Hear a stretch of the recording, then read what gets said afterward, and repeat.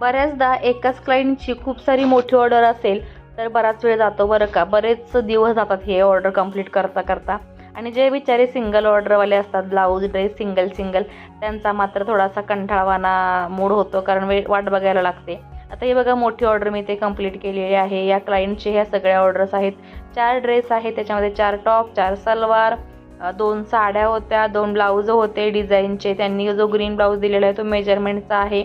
Green top आहे बांधणीचा, तो last time शिवलेला आहे लास्ट मंथमध्ये. आणि हे 4 ड्रेस रेडी केलेले आहेत, विथ अस्तर आहेत, 2 ब्लाऊज आहेत. आणि ब्लाऊजांना तुम्ही पाहू शकता भरपूर काम करून दिलेलं आहे. सो ह्याला बराच वेळ लागतो. पेशंटली हे काम अगदी आपल्याला करावं लागतं.